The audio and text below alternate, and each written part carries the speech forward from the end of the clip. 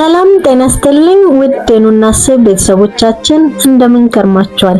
ይህ ኑ እናስብ የተሰኘው የዩቲዩብ ቻናላችን ነው።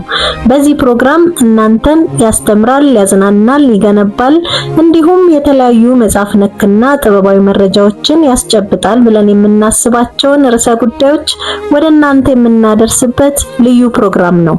ስለሆነም አብራችሁ እንድትቆዩ ግብዣችን ነው።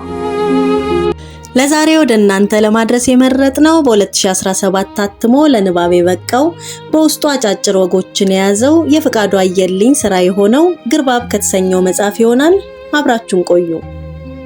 ረመጥ ያደግ ሰው ባለቤቱ አርፋበት ሐዘን ወደሚያምሰው ሰው ዘንድ ሄደ። ጊዜው ዓመት 2 ዓመት ሆነው።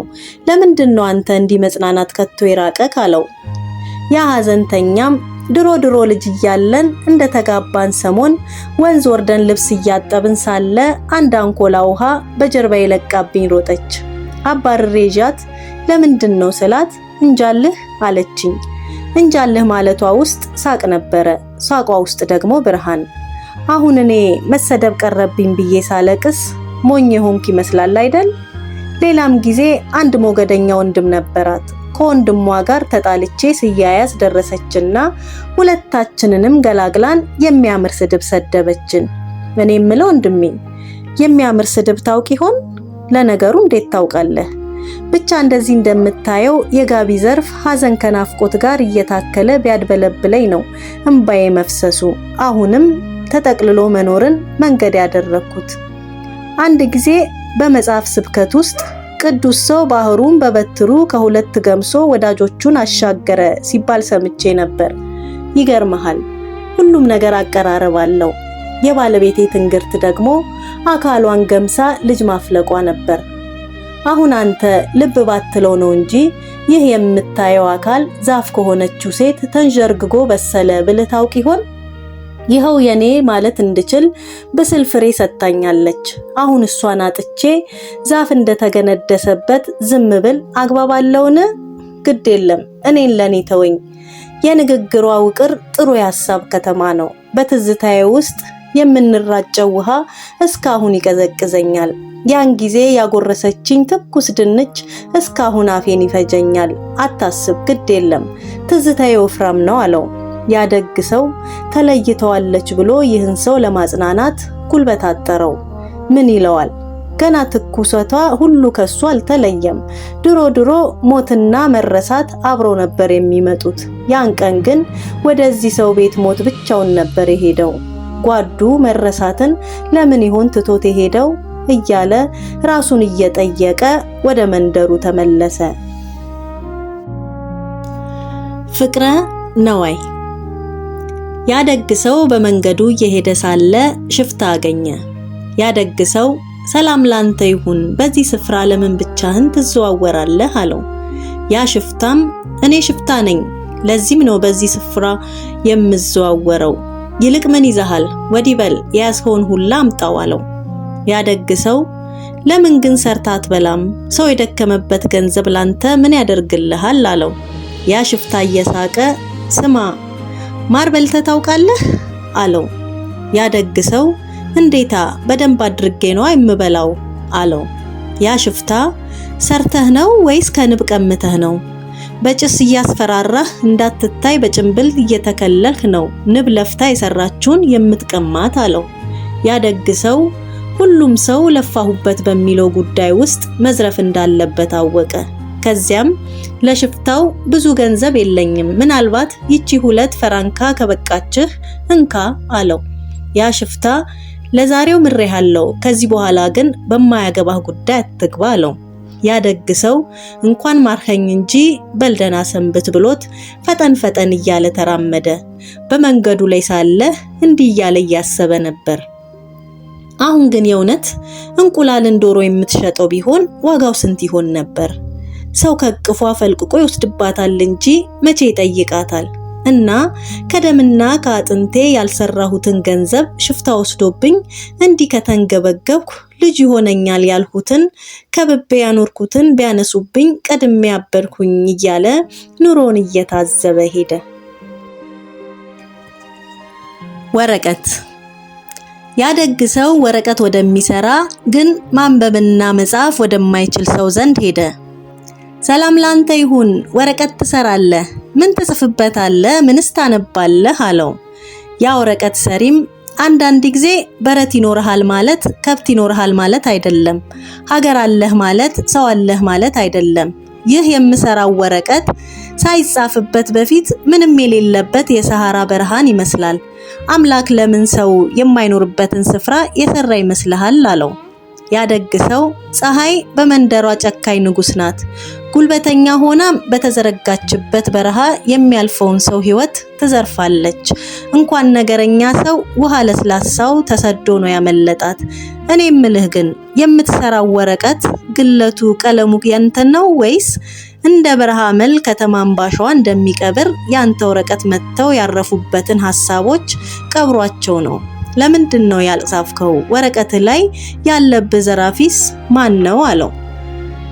ያ ወረቀት ሰሪ ማስታወስ ከሞት እንደሚቀሰቅስ ነብይ ነው፣ መርሳት ግን ቆፍሮ ቀባሪ ነው። በኔ ወረቀት ላይ ግን ማስታወስም ሆነ መርሳት አይራመዱበትም አለው። ያደግ ሰው ምንም ካልኖረበት በበረትህ በሬና ላም ካልገባበት ለምን ታበጀዋለህ? ለምን ማረፊያ እንዲሆን ትሰራዋለህ? አለው። ያ ወረቀት ሰሪ የተጨናነቀ ከተማ ኖረህ ወደ ገጠር ስትመጣ ቦታ ይባከነ ይመስልሃል? እንዲህም የመሰለ በሙሉ ገጽ ላይ 2 መስመር ብቻ ይዞ ጥሩ ሐሳብ እንደ ትልቅ ባላባት ተንሰራፍቶ ይቀመጣል። አንዳንድ ጊዜ ቦታን ያለ ኗሪ ማየት ያስደስታል።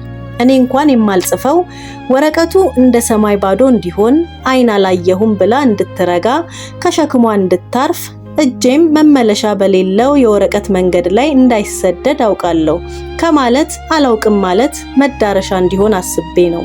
እናም ለማይጽፍ ሰው እንዲመች አድርጌ ነው ነፃ ወረቀት የምሰራው።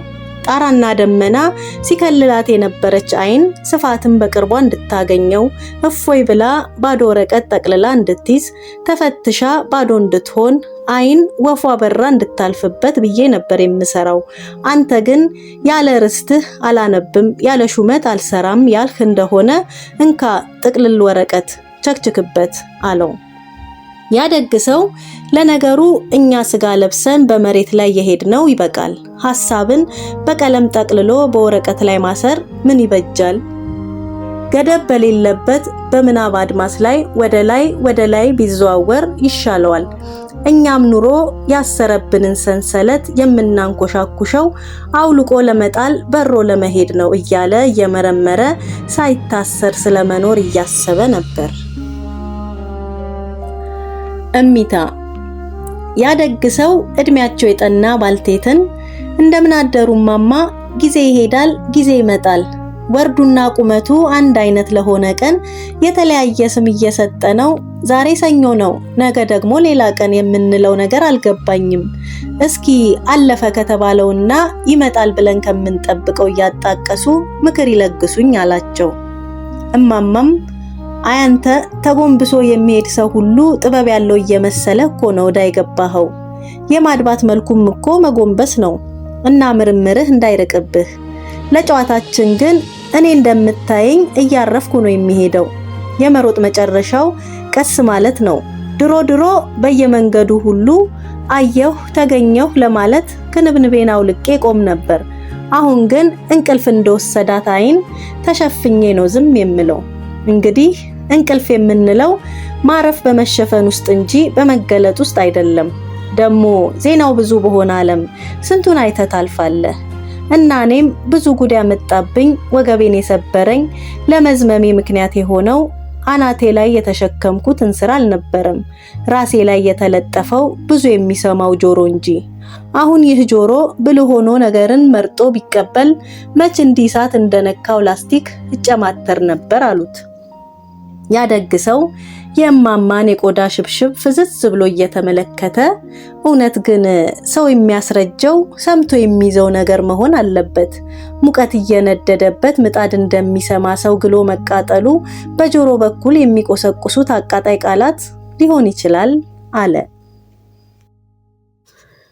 የጥቅምት ውሃ።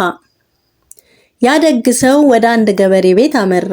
ገበሬውንም እንዳገኘው ሰላም ላንተ ይሁን፣ ከመሬት ጋር የተዋደድክ በየተራ የምትጎራረሱ ወደ መውደድህ መሬት ስትሄድ ወጨፎ አያስቀርህም እንቅልፍም አይጥልህም አለው።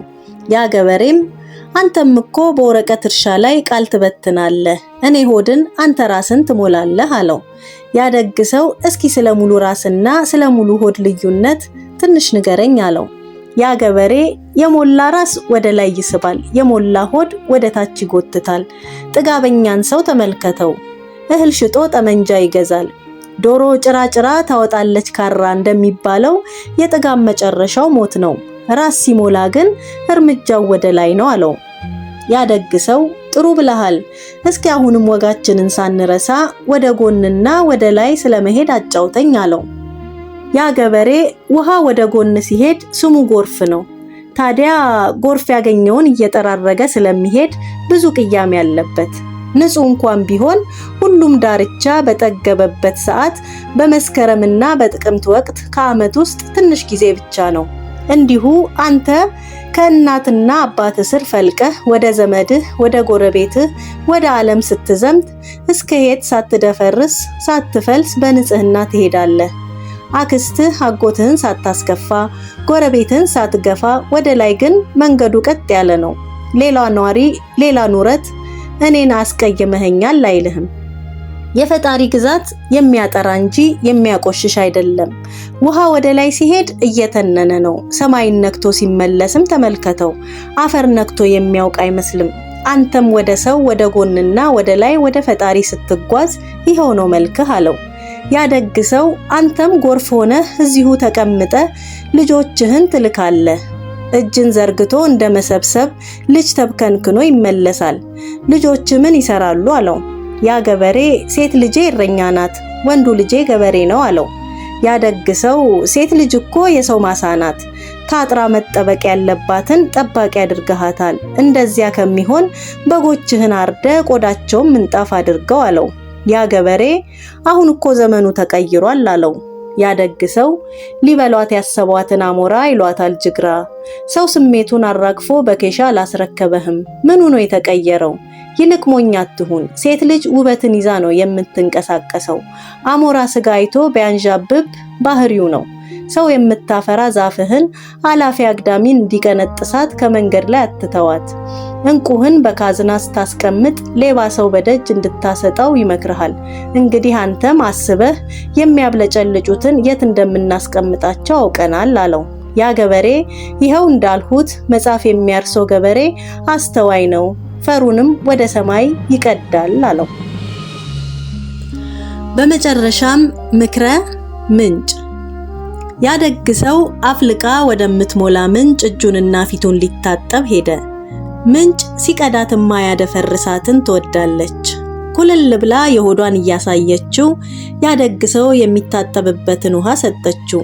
ያ ደግ ሰው ከጠጣ ከታጠበባት በኋላ እንዲህ ሲል መከራት። ምንም እንኳን ውቅያኖስ የሚያክል ውሃ በሆድሽ ቢኖርም ቀስ እያልሽ ካልፈለቅሽ ሰዎች አያከብሩሽም። እንዳትደፈርሺ እንዳትደርቂ ብለውም አያጥሩሽም። ምክንያቱም ሰዎች የሚሰጣቸውን አምላክ ሳይሆን የሚቀማቸውን ንጉስ ያከብራሉና ነው አላት። ለዛሬ ከግርባብ መጽሐፍ መራርጠን ወደ እናንተ ያደረስንላችሁ ፕሮግራም ይሄንን ይመስል ነበር። እንደወደዳችሁ ተስፋ እናደርጋለን። ሐሳብና አስተያየታችሁን ደግሞ በኮሜንት አድርሱን። ለቻናሉ አዲስ የሆናችሁ ደግሞ ሰብስክራይብ በማድረግ ቤተሰብ ሁኑ። ኑ አብረን እናስብ። መልካም ሳምንት።